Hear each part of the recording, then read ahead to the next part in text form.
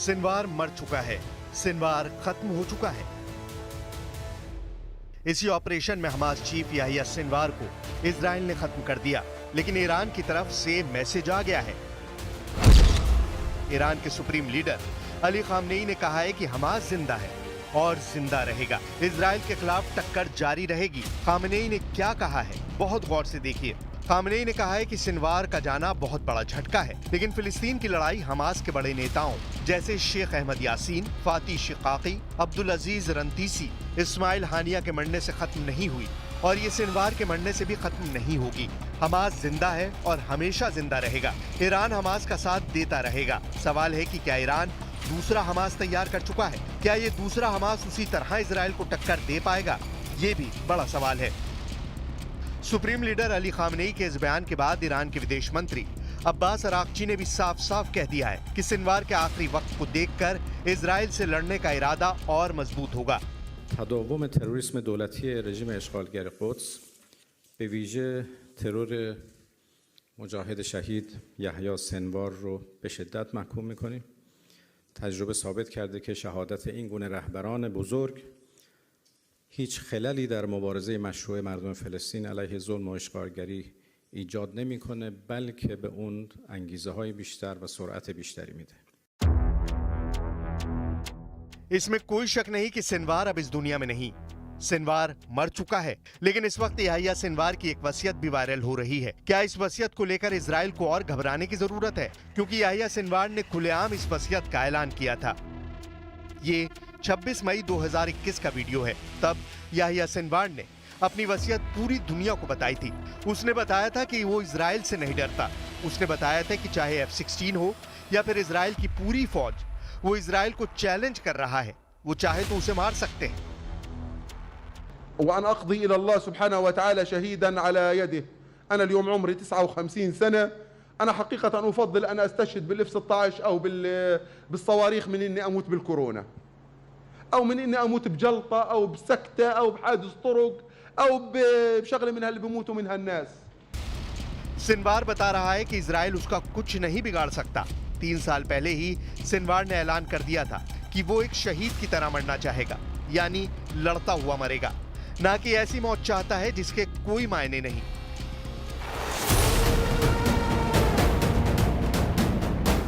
Sinwar के खिलाफ जब ऑपरेशन शुरू हुआ तब उसकी तलाश में इजरायली ड्रोन एक इमारत में घुसकर तलाशी ले रहा था। जब वो इस बिल्डिंग में दाखिल हुआ तो सामने सोफे पर एक शख्स बैठा हुआ नजर आया। उसका एक हाथ बुरी तरह टूट चुका था। वो ड्रोन को तिरछी निगाहों से घूरता रहा। ड्रोन भी मंडराता रहा। ये सिनवार ही था। ड्रोन को देखकर सिनवार ने दूसरे हाथ में थामी छड़ी से वार किया। ये सिनवार का इजराइल पर आखिरी वार बताया जा रहा है। तब इजराइल के टैंकों ने उस इमारत को चारों तरफ से घेर लिया था जहां सिनवार का ठिकाना मिला था। उस बिल्डिंग पर टैंक ने गोलीबारी की और सिनवार के बचने की उम्मीद पूरी तरह खत्म हो गई। बुरी तरह घायल हो चुके सिनवार के पास कोई रास्ता नहीं था। जब सिनवार की पोजीशन क्लियर हो गई तब इजराइल के स्नाइपर ने हमला किया। उसकी गोली चली और फिर सिनवार की लाश ही बरामद हुई। इस तरह से गजा में हमास की लीडरशिप खत्म कर दी गई। Killing Sinwar is the result of a year of operational and intelligence efforts to bring him and other Hamas leaders to justice. Sinwar has been eliminated, but our mission is not over. We will not rest until we bring all our hostages home by any means possible, and we will continue to defend the people of Israel from all threats on all of our borders. Thank you.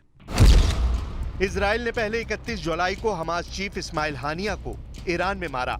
इसके बाद 16 अक्टूबर को हानिया की जगह लेने वाले Yahya Sinwar को भी मार डाला गया।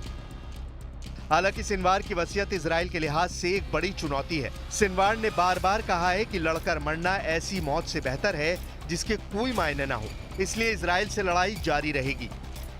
وبدهم يقتلوني خلص بكفي. يعني لما بتصل انه مقاومتنا الفلسطينيه بتضرب تل ابيب ب 130 صاروخ وبتفرض حظر التجول على تل ابيب وتخلي تل ابيب وجولدان تقف على رجل واحده، انا شخصيا استنفذت. 7 अक्टूबर 2023 को शुरू हुआ इजराइल फिलिस्तीन युद्ध सिनवार के मरने के बाद भी खत्म हो जाएगा, इसकी कोई गारंटी नहीं है। सिनवार खत्म हो चुका है और 1 साल बाद भी इजराइल की गजा पर बमबारी जारी है। Hello and welcome to ABC News. I'm Catherine Robinson. Israel has warned the killing of Hamas leader Yahya Sinwar does not spell the end of the war in Gaza. 当地时间17号晚间，以色列总理内塔尼亚胡发表视频讲话称，巴勒斯坦伊斯兰抵抗运动哈马斯领导人叶海亚·辛瓦尔已经被以军打死，但以色列的任务尚未完成。截至目前，哈马斯官方暂未对此消息作出回应。 ये उत्तरी गजा का वीडियो है। यहाँ इजराइल के air strike में 70 से ज्यादा लोगों की मौत हुई है। इतने घायलों और लाशों को एक साथ देखना अब जैसे गजा के लोगों की आदत बन चुकी है। मरने वालों में बहुत से बच्चे हैं, बुजुर्ग हैं। इनमें एक ही परिवार के 12 लोग भी शामिल थे, जो गजा में लाशों की फहरिस्त में शामिल किए जा चुके हैं।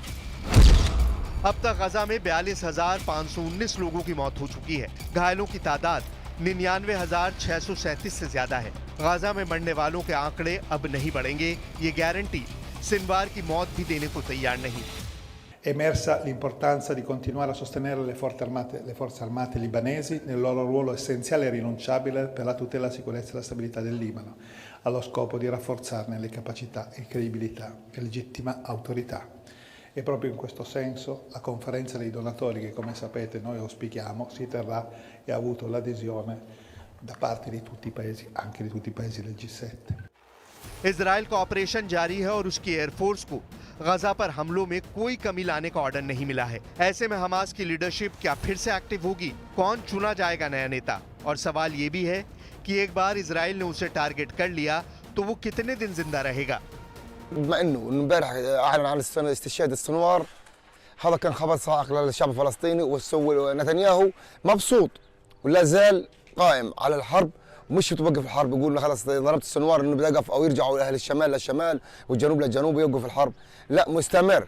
وانا بقول بايدن زي ما قال لك نتنياهو انه بده يوقف الحرب بعد اغتيال قيادات حماس، هذا كاذب. فعشان هيك الاغتيالات راح تعقد المشهد، اغتيال السنوار راح يعقد المشهد اكثر، ممكن يترك غزة مع خيارات اصعب، وممكن يمدد هاي الحرب لفترة اطول.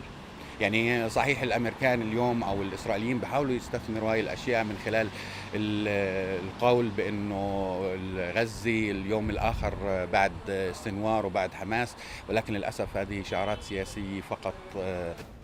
गजा, लेबनान, यमन और ईरान, इन चारों मोर्चों से इजराइल के लिए खबर अच्छी नहीं है, क्योंकि इजराइल का युद्ध अभी इसलिए बाकी है और अब तो वो वार्निंग सीधे ईरान के सुप्रीम लीडर अली खामनेई की तरफ से आ रही है।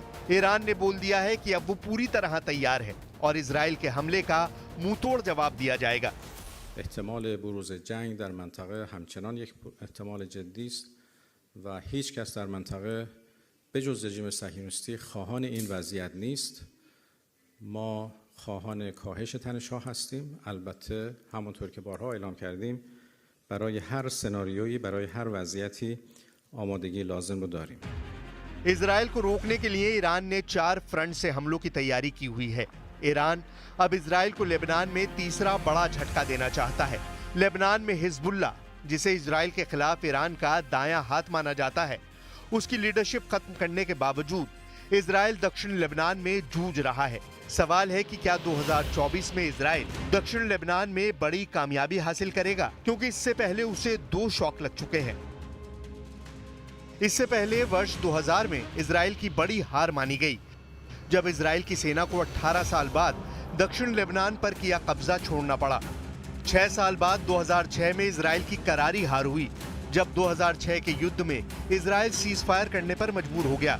क्या अब 18 साल बाद 2024 में इजराइल को तीसरा बड़ा झटका लगने जा रहा है, क्योंकि यही ईरान का सबसे बड़ा मकसद है।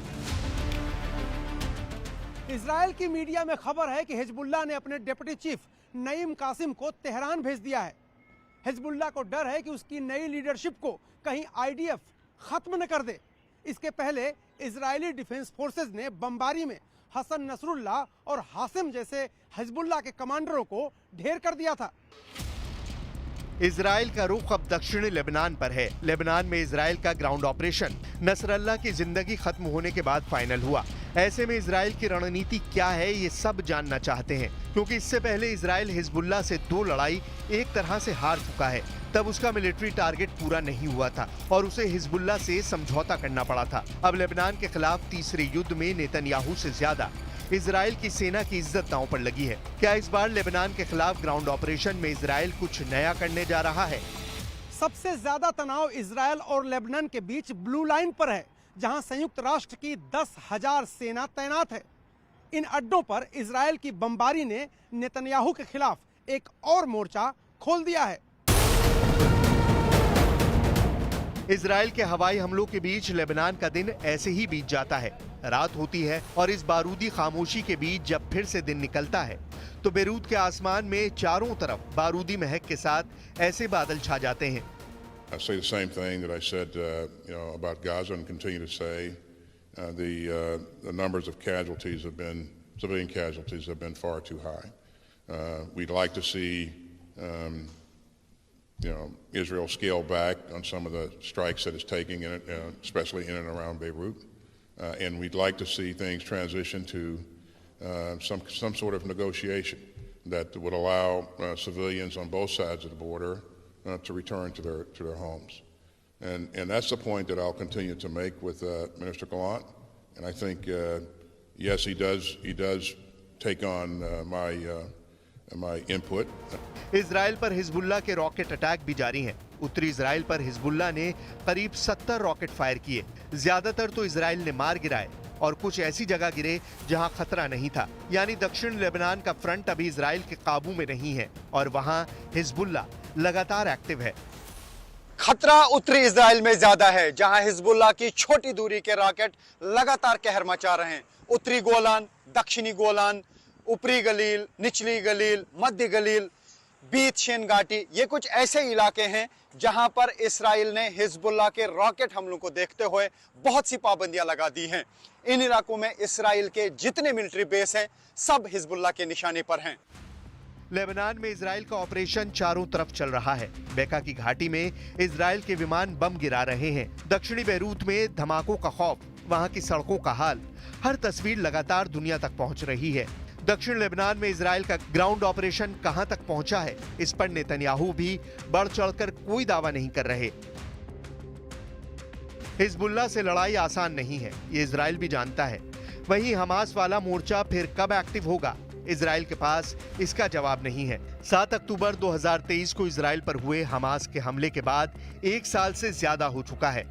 इस वक्त नेतन्याहू और इजराइल एक दो नहीं बल्कि कई मोर्चों पर लड़ रहे हैं। हानिया, सिनवार और नसरल्ला मर चुके हैं, लेकिन इजराइल का युद्ध जारी है।